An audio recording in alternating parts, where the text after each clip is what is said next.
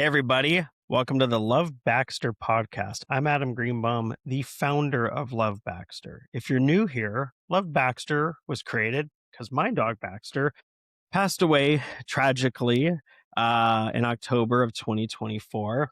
And even though I was an entrepreneur with tens of thousands of veterinarians who use my software, I was shocked and upset about how the end of his life went, the communication around it, the lack of resources. So I built lovebaxter.com, which is the world's largest pet end of life resource. And today, I am so happy to have Emily Piche, the founder of The Art of Goodbye, with me. So, Emily and her company offer training and resources required to provide modern, compassionate hospice and euthanasia services to patients and families, which is so important. I could have used that. And most importantly, this is a nurse-led business. I worked with vets. Vets are busy. Their lives are complicated. Vets can be there, but nurse-led is great because it works great in human medicine, and it's just better for our pets at the end of their life. So thank you for being here. Thank you for having me, Adam. Yeah, I'm so excited. So how'd you get here? I mean, like me, like you, there's a lot of us here and we work in pet death. I think for most people, especially people watching this, the thought of their pets dying is their worst nightmare. And yet you and I live and breathe it every day. How'd you get here? Absolutely. Honestly, if you had have asked me 15 years ago if I would be here, I would never have imagined it. Euthanasia, helping families say goodbye, is such an emotionally tasking responsibility for the family, for the care provider. But in 2018, I had an opportunity to assist in the startup and development of one of Canada's first veterinary hospice centers, where I eventually served as the assistant medical director. And it was through that journey that I really began to recognize how few clinics were offering dedicated comfort care, palliative care, hospice care, whatever you want to call it, dedicated care in the final stage of a pet's life. And it's arguably the stage where families and patients need the most care. And so it was through that experience that I decided that I was going to start empowering other veterinary professionals with the things that I had learned surrounding communication, focused care. So in 2024, I launched The Art of Goodbye, and I'm on a mission to ensure that every single family has access to the care, compassion, guidance, and support that they need as they prepare to say goodbye to their pet. Yeah, I mean, if you're new here, Baxter's passing, he was 12 and a half. And, you'd think to yourself, oh, your 12 and a half year old Boston Terrier passed away. That's normal. But it was the manner in which it happened. It was the lack of communication in which it happened. We spent tens of thousands of dollars on his care, and we were told daily, and honestly, this was a daily check-in thing for months. We were told we were healing him. No one ever stopped and said, "Hey, can we sit and talk for a minute? You're healing him, but there's a good chance we're not getting to the other side of this. And I need you to be prepared before the next $8,000 thing you do, before the next $2,500 test. Let's sit down and talk, and let's make sure that you have a timeline. If there are things you want to do before he's gone, which we lost, because we didn't have, it went from this to very, in an instant. We didn't get the goodbye we wanted, and that was really hard. And then the logistics of his death became chaotic for us because you don't expect that. So he received amazing medical care, but the communication with us around his diagnosis, the symptoms, the cost of things, and where we were heading was pretty bad. Why is it so bad? Why? Is it just they just are afraid to talk about it? I think that that's a complicated question, but it's a fair one. And I think that there's more than one factor that plays into it. The first factor is that it is an uncomfortable thing to bring up. Euthanasia as a treatment option, for a lack of a better word, is really hard for veterinary professionals to bring up because sometimes when we bring it up, especially when we've not really had a lot of compassionate communication training and we don't necessarily approach it from a really compassionate standpoint, and we're kind of more like medical, and we can tend to be that way, the reaction we get from the family can be extreme. Right? If we don't navigate that tactfully, it can be extreme. And so we're afraid of that. And we're afraid of somebody complaining about us as a veterinary professional, saying that we don't know what we're doing. We said that they should, euthanize their dog. So that's part of it. The other part of it that kind of feeds into that is that in school, we as veterinary professionals, and I'm speaking of veterinarians and RVTs, and I've worked with a lot of educational institutions, so I know that this is true for both vets and technicians. We're not receiving any palliative care training or any hospice care training, and we're certainly not receiving that specialized communication training that we need around broaching that topic. And the truth is, if we learned more about hospice care in school, we would be offering it as a tailored life service, right? And so we would have that system to be able to say, okay, your pet's been diagnosed with a terminal illness.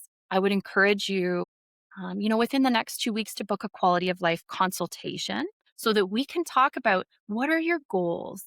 What questions do you have? What do you know about this condition and how long the life expectancy is and all of those things? If we were doing those things, it would be easier to broach that topic about euthanasia because the family would have the tools, education, and resources they need to identify suffering. And so I really think it starts at school or once we graduate, receiving some training in that area. And then, yeah, I think it's a few things that contribute.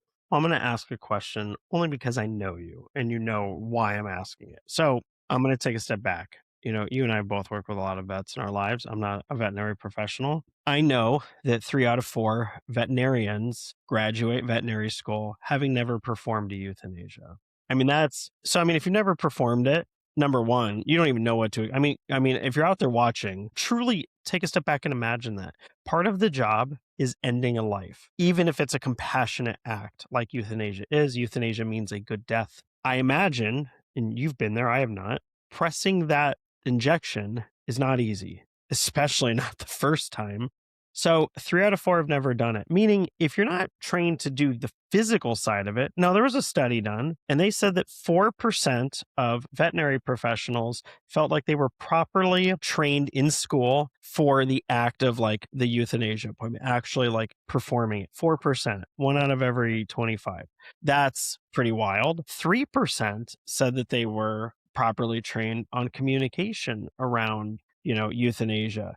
I'm gonna ask you this question. I went to college. I got a degree. There were so many things I did not learn. I've built 3 companies. And I don't sit here and say, oh my God, man, I really messed up today. My college did not set me up for this. So why do veterinary professionals get to say that? It's like when you become a veterinary professional, this is the job. The same way that if I become a firefighter, running into the burning house, part of the job. It is the job. So how do we get to the other side of that? We know that, and you and I know this, veterinary colleges are not going to snap their fingers and be really good at this tomorrow. They're not good at it right now. So what do we do other than hiring the art of goodbye? That's a big part of the reason why I started this company because the options are limited. And I do agree that when you start a profession, you need to be prepared to do all the things. But I think it's really hard to appreciate that in our profession, okay, we are the only profession, unless you can think of one, I'd love to hear about it. We're the only profession where that doctor, when the doctor graduates, the veterinarian, even us as technicians, but let's focus on the veterinarian for a second, where they are expected to be a surgeon, a dentist, a radiologist, an anesthesiologist. They need to know large animals. They need to know small animals. They need to know every type of cancer that applies to a cat and every type of cancer that applies to a horse. And I think that the reality is that when they're trying to cram all of that information into 4 years of medical school, doctors, I know you go for longer than that, but it's 4 years of medical. That's 4 years of veterinary. I think that when they're trying to do that, they prioritize the treatment options and the focus onto saving lives. This is just my interpretation. I'm not saying it's right. Okay. Like as a hospice person, it breaks my heart for the patient, for the family, and for the care provider. We have one of the highest burnout rates. We have one of the highest suicide rates. And it is because we're expected to wear every hat under the sun. And if we make a mistake, we're terrible. And so I think that the way around it starts with certainly the educational institutions need to take accountability. And the test that you write to become an RVT, the national exam that you write, the same for the DVMs, needs to have more about hospice care in it, more about compassionate euthanasia. Turn up the expectation so that they have to learn more. And then I think that the next part falls on us as professionals to take some accountability once we get out into the real world and we see that, you know what? I don't really have this skill set, but it's Yeah. something I deal with every day. So I'm responsible for going out there and learning more about it. So I think it's a couple of things, but then it's hard. You've got, veterinarians that are working 80-hour work weeks. When do they fit it in? But unfortunately, especially when it comes to the final life stage, we got to figure it out and we've got to make time. Yeah. I mean, Baxter, my child, my hat here says my dog is my child. Love Baxter was my child. He was not my dog. And we had me and his internal specialist, same doctor still sees Sophie, medically amazing, but from a communication standpoint, really bad. And she and I had a really direct conversation after his death. And we did not see eye to eye, by the way. She saw it from she was protecting her mental space and not wanting to feel like a failure that he was not going to make it. And I clearly explained to her, like, this is not that was not her place to feel that way. She is the professional that we pay to give us information, and we did not see eye to eye, but I still respect them medically and still use the same doctors to see my 15-and-a-half-year-old dog Sophie now. So, that's okay. But yeah, I receive through lovebaxter.com, through our social pages, we post a crazy amount of content. I've never been behind this much content in my life. We receive 100 plus messages and comments a day. And the number one message we get, number one in terms of subject matter, is they killed my dog. They killed my cat. They being the professionals that they hired. It's they. Now, I'm very big on what I call the optics of giving a shit, TM. And I think it's really important, the optics of giving a shit. And I think you don't have to care, but you at least have to let the pet parent know you care. And I think veterinary professionals, you and I have talked about this. How many euthanasias have you been there for? it. It's hard to put a number on, but I would say that I've helped close to 6,000 families with Okay. in-home euthanasia. Okay, so 6,000. I mean, I've been there for 4 or 5, 4 or 5, and obviously, different degree, different ages, different relationship, and obviously Baxter, and probably soon, knock on wood, Sophie. I hope not super soon. She'll be 16 in April, so you don't know, but point is, you've been through 6,000 of them for you. But most times, for the pet parent on the other side, this is their first, second, or third, first or second. And this one might be the most impactful one, like Baxter was for me. So that, in my opinion, that's the bridge we have to like shrink. And I saw this. I started a company called Whisker Cloud. We help thousands and thousands of vets globally with their websites and SEO and marketing and automations and appointment requests and online forms and all that stuff. Sometimes they would get an email and someone would say, I sent a form and they didn't get it. They would email us like the world was ending. And I'd have people on my team say, my God, they're so dramatic. And I would say, well, hold on, hold on, hold on. You see this every day. It's not dramatic for you, but for them, this is scary. They're running a business. They feel like they let someone down. 90% of the time it was in their spam folder. But let's give the optics of giving a shit. If you want to laugh and say, oh my God, they didn't get their form privately to yourself, I don't care. Go laugh. But when you respond to them, act like you care. And I think that's been really hard is because like what you just said, I think so many vets, I mean, 6,000 is a lot, but like how many people have been through 500 of them, 300 of them, 1,000 of them and thought, yeah, it's just another euthanasia, 10 a.m. on a Tuesday. Here you go. I got another appointment in 30 minutes. I'm going to make this quick. And it's like, sure, you might do 5 of these a day, but for that person, this could be their first experience with death. And if you're not on your game and you're not treating it like it could be their first experience with death, they will go online, and whether it's in reviews or comments or telling friends and family that you killed their pet or you didn't do a good job because you didn't give the optics of caring. Am I off on all that or am I just ranting? No, honestly, you are 100% accurate. And whenever I work with a team, I say that to all levels. The person who answers the phone, from the person who answers the phone to book the euthanasia, right until that last moment when we're swaddling that little soul up after they've passed, everybody needs to care, or that family at least needs to believe that you care. I hope Yeah. that you actually do care. Like, Yeah, come I on. hope you do too. But if you don't, But it I'll say this, if you don't, that's fine because you caring doesn't if you genuinely care not about Baxter, I would appreciate it, but if you didn't, that's okay. I care for him enough for the whole world times a billion. So, that was gonna be okay, but I love how the way you said that because, but you're right, it's like, just doesn't mean you have to be on the ground sobbing with us. no, but you No. should be on the ground. Don't put their pet on a table. Sorry, now that we're just throwing that out there, get on the ground. Yeah, let's just rant. Let's just burn this place down. Let's go. No, it's very important. And if especially for patients where we've provided care for that little soul and their family all their life, right from the time they were a puppy and a kitten, the least that we can do is care and be warm and compassionate and not rushed and take that time on their final day. And I think I think about it, I call it autopilot. I feel like sometimes it's not an excuse. I'm not making excuses. I'm a huge advocate, as you know, for compassionate end of life care and education leading up. But I think sometimes we get on autopilot, all of us, right from the person who answers the phone, right? I have gone to health clinics and, and I'm not crapping on anybody. Like, again, I don't think their intention was not to be good. I think they were on autopilot. But a family calls for end of life care and the conversation kind of goes like this. Oh, hey, it's Mrs. Smith. Like, I think it's time to say goodbye to Timmy. And the person on the phone says, oh, hey, Mrs. Smith. What day of the week were you thinking? Yeah, Just exactly.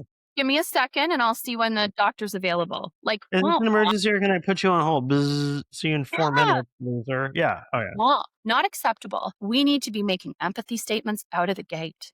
I can feel how heartbroken you are. I can only imagine how hard this call was for you to make. I'm going to do whatever I can to help accommodate your family.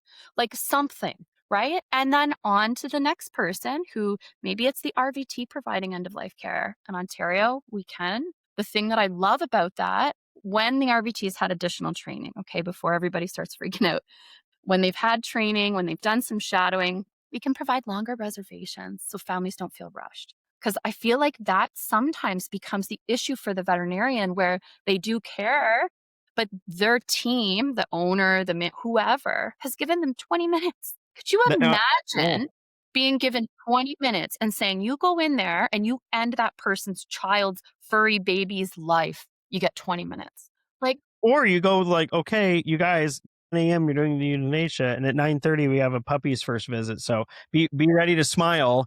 It's like, yeah, I mean, and I've been told by many vets that's how they have to do it. Like, they don't have control over when it's scheduled. It's not like it's like, "Yep, we're gonna do all the euthanasias from 4 to 6 PM.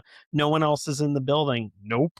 It is years ago, my wife and I were in Denver, and we were saying goodbye to our cat Bijou, and we were in the room, and they were getting everything ready, and then we heard yelling outside, and it was like we were the last appointment of the day, and someone's dog had been hit by a car, and our doctor was like, "I gotta go take care of this dog." So, we got more time with Bijou, but oh my god, we had to sit there for over an hour and just, like, count down to her death, even though we'd already done the countdown that day. That was hard, but we appreciated the extra time with her, but yeah, that was weird. But yeah, I mean, you shouldn't I wish it was better. I don't you can't fault if the pet parent says we want to do it at 9 AM. I mean, we say goodbye to Baxter at home. It was 11:30 AM. Yeah, it's hard. it's really hard. And I think that, like, for small clinics, I think it's even harder. But for medium to large size clinics, I think having training, a dedicated team of staff that are palliative and hospice care trained, and saying that you are the team. We're going to work in collaboration with whoever your primary vet was because we know you love him or her and have a great relationship. We're going to work with your oncology, whoever you want us to work with, we're going to work with. But we have expert training, specialized training in navigating this final chapter. And you are going to be rest assured that whether you are saying goodbye at 9 o'clock in the morning or 1 o'clock or 6 o'clock at night, that you will have that time that you need, that you will have a care provider who, is scheduled an appropriate amount of time to help you navigate that. And I think that until we get to the point where every single team offers that as a dedicated service, and again, whether it's a few team members, they do other things, but their special interest is palliative and hospice and end of life care. Or for those small teams, of course, you're going to be doing other things, but there has to be somebody who's got the training, somebody who's got the compassion and the time. The time. We can't, that's a big thing. We need to stop making excuses for the fact that we don't have time. And I know people are going to like that I said that, because I've worked in clinic too, and I get it. But we're talking about the death of somebody's pet. Like, we have to figure it out. And if that means having another team member, a support team, whatever the case may be, yeah, we can do better. We need to do better. Well, and like being in a vet clinic is no different than running companies like I've done. The amount of time that we waste on dumb stuff, or the amount of time we waste on doing things over again because we didn't do it right the first time. I mean, I've preached that for years. So, like, if you just take a beat, don't try to rush this out in 30 minutes and take 45 minutes and do it right. You won't have to double back later. And you might think, oh God, I'm losing so much time on the front end, but you're not, because you're calmly doing things the right way the first time.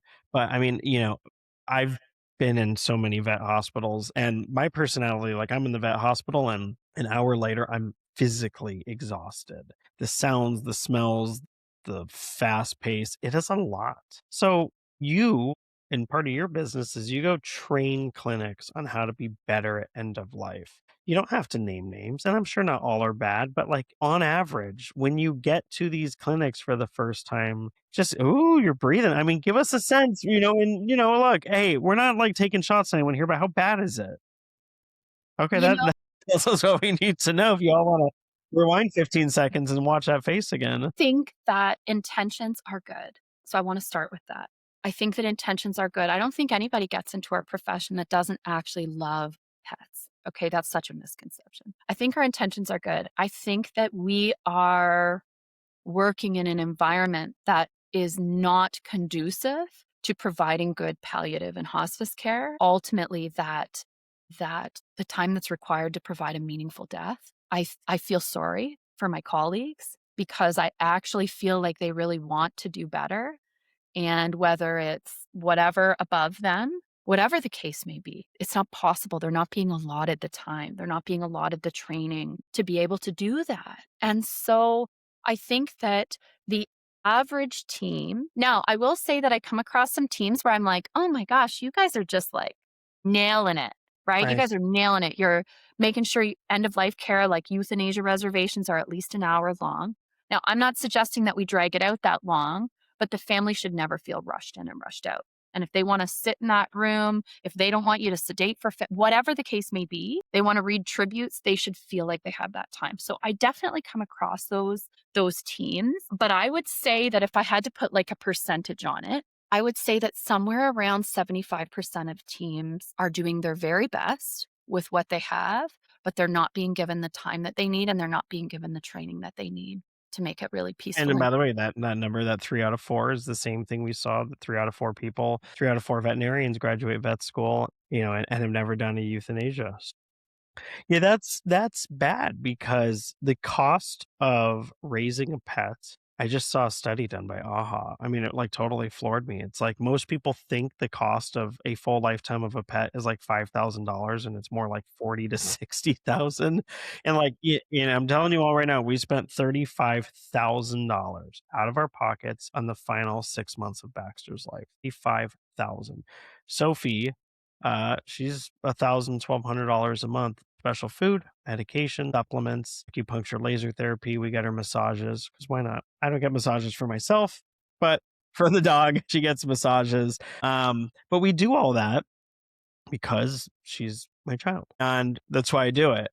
When you're spending that kind of money, like, think about, if you're out there watching this, think about the things you pay monthly for. The car payment, whatever it might be, but think about the things you pay monthly for, Netflix, all those things. And especially listen to me, if you're like in the vet space, like, think about the cost of senior pets and pet end of life and all these tests we run and do these things. If you were spending that personally on something for your home or yourself, you would expect a certain level of communication, a certain level of optics. You would expect things. If and when you don't get it, it doesn't go well. So now go put yourself in the shoes of your pet parents who are spending, like Baxter's thing kicked off. My wife and I were on our dream trip to Japan for 9 days. And I often tell people that was a year and a half ago, almost 2 years ago. I always tell people that was the last time I was truly happy. I was going on my dream trip, and I had two healthy dogs and a healthy cat, and I went on this dream trip.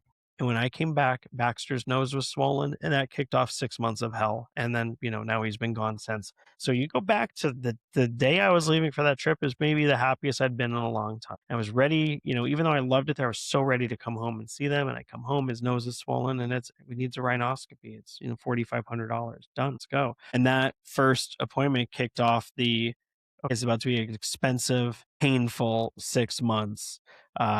Where we won't have a lot of answers, and that's really, really hard. So for pet parents, or for veterinary professionals, and for pet parents, like, we have to find a way to meet in the middle, but it has to be better than what it is. I mean, in the US alone, 35,000 cats and dogs die every day. I mean, 70% of households have a pet. So I don't understand why we plan for human deaths, and we do wills, and we do trusts, and we do life insurance, and we make decisions on burial versus cremation and what we're going to do. And then when it comes to our pets, pet parents aren't being, maybe, I don't know the word, like, steered in the right direction. Like, your dog's 10, you should start thinking about these things and start doing it. Or, and vice versa. If I'm the pet parent, I should be thinking, I don't want this to be chaos at the end. I want to have a plan in place. So how do we get there? Like, how do we bridge that gap? I feel like the only way to bridge that gap is to normalize palliative and hospice care being a tailored service in every clinic. And when families stop accepting that, okay, your clinic offers puppy and kitten and wellness and senior, but then in my pet's final chapter, you don't really tailor care anymore, that's not going to be a place that I'm necessarily going to stick with in that final journey.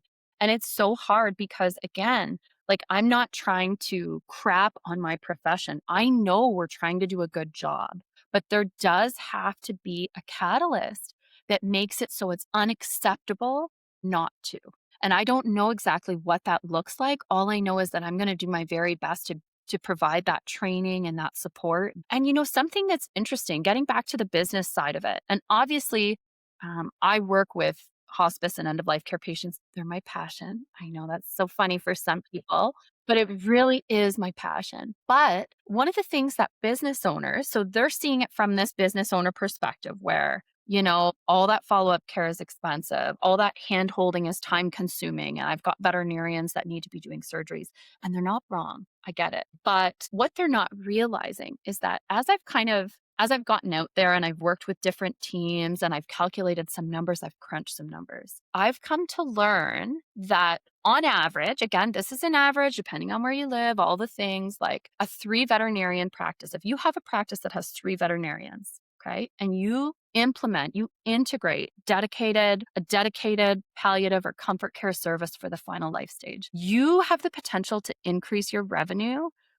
$250,000 a year plus. Like, I was making significantly more money for the center that I worked for than that, significantly more. And so not only are we going to improve patient care, we're going to empower families, we're going to reduce suffering, we're also going to generate revenue. And so I think that it takes some pressure from pet parents. I think it takes some hospice training. And I think it takes some financial incentive, which I hope that provides for people. I mean, there was a study done by Lap of Love. They looked at 817,000 pets that were euthanized, and they looked at when the last time when they went to the vet, and I'm giving, like, vague numbers here, but it was basically like half of all cats and 40% of all dogs had not seen a vet in the 18 months before they passed away, and, did euthanasia through Lap of Love. And that's horrible. And, and by the way, that's a catastrophic failure of both veterinary practices and pet parents. But, I've asked this question a lot. If I have a YouTube subscription and I don't watch it, but they charge my card every month, or a Netflix, whatever, whatever, Hulu, if you have a subscription and you don't use it, whose fault, where does the blame go? And I always say it goes to the company. They were charging me money. But I guess my point in saying that is, like, if I have trusted you to be my vet for all these years, and you're not pushing me to have my pet come see you, which I know puts a lot of people out of their comfort zone, but that is the job of a pet parent. You are the experts. If you call me and say, we'd like to see your pet, and I say, I can't afford it, you need to say to me, I'm going to ask you one more time. I'm going to pull up your file in our practice management software. I am actively telling you, the importance of us seeing your pets, doing an exam, doing blood work, doing all these things. I do not want anything to happen to them. I care about your pets. I'm asking you one more time. I'm going to check a box that I pushed very hard and you declined to come. Are you okay with that? I'm asking you one more time. Yes or no? Yeah, okay, I'm not going to come. Okay. I feel like I've done my part. I'm very unhappy with the results of this because I would like to see you and your pets, but I understand where you're coming from. I'm notating this in your practice. And you all might be hearing that and saying, wow, that's aggressive. Yeah, I can tell you, I mean, my company, Reputation Management for vet clinics, we saw thousands of one-star reviews every week. They were always the same thing. You killed my pet or you charged me too much money, but everything came back to bad communication.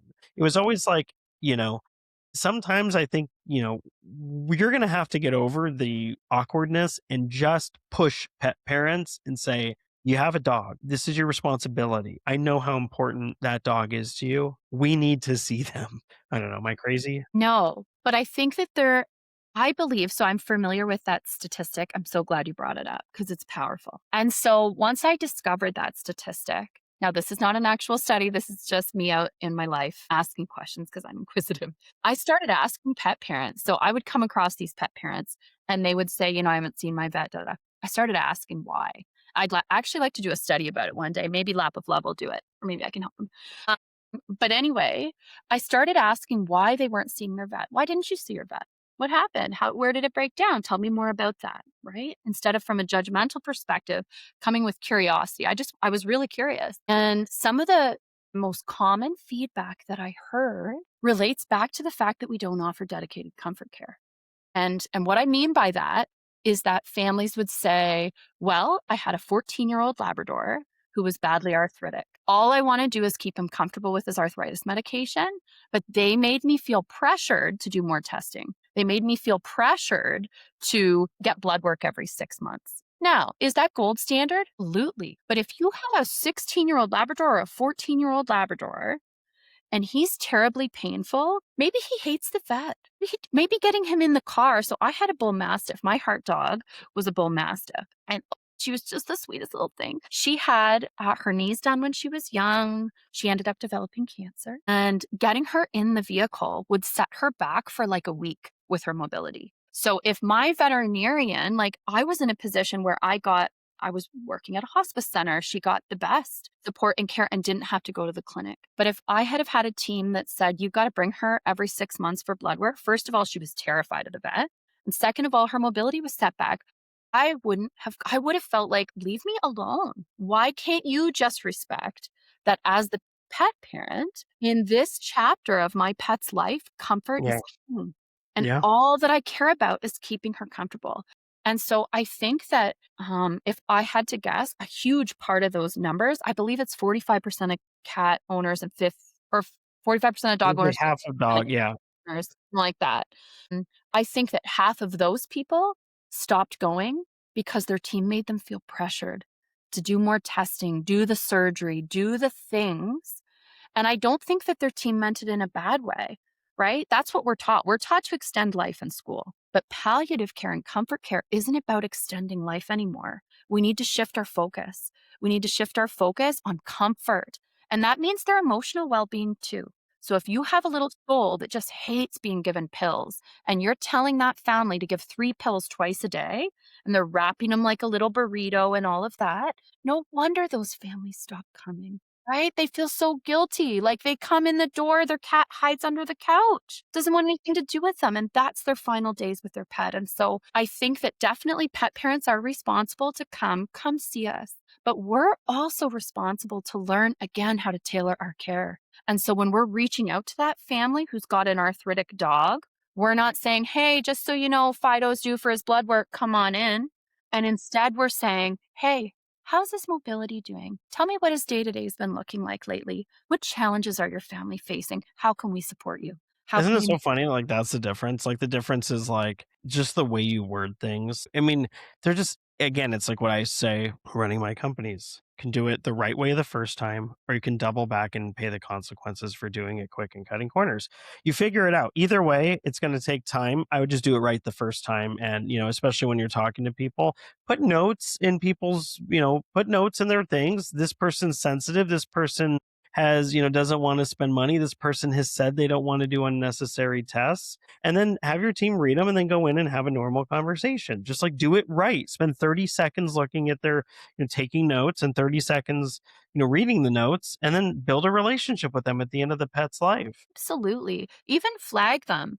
Yeah. If pet is a palliative, a hospice, truly a hospice patient, okay? So they've got 8 months or left that we think that they've got about 8 months left to live, or they've recently received a terminal diagnosis. Have something that denotes those patients so that when their file comes up, anybody who pulls the file up can see that this is a comfort care patient.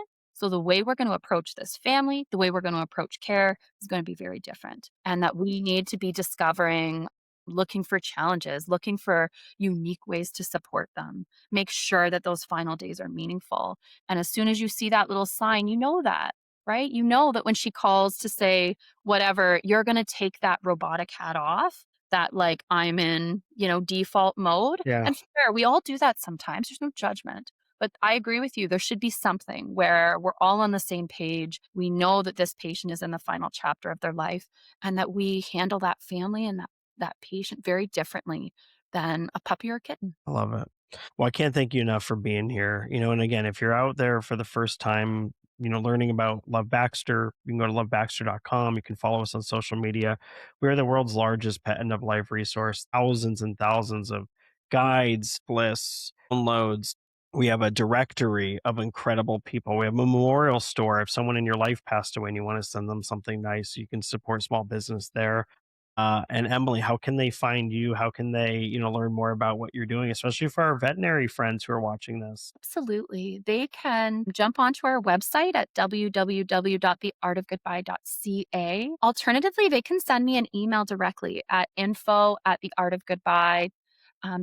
If they have any specific questions, if they go onto the website and they don't find what they're looking for, we're kind of going through some revamp. So we've got some exciting new things coming out in the future, but certainly don't be shy. Send us an email. We'd love to help you in any way that we can. Well, thank you for being here. And if you're out there and this is meaningful to you, I thank you for being a good pet parent and doing research and going online to find more stuff. And that's all we can do for our pets. So we're right there with you. Thank you so much for having me, Adam. I really appreciate it.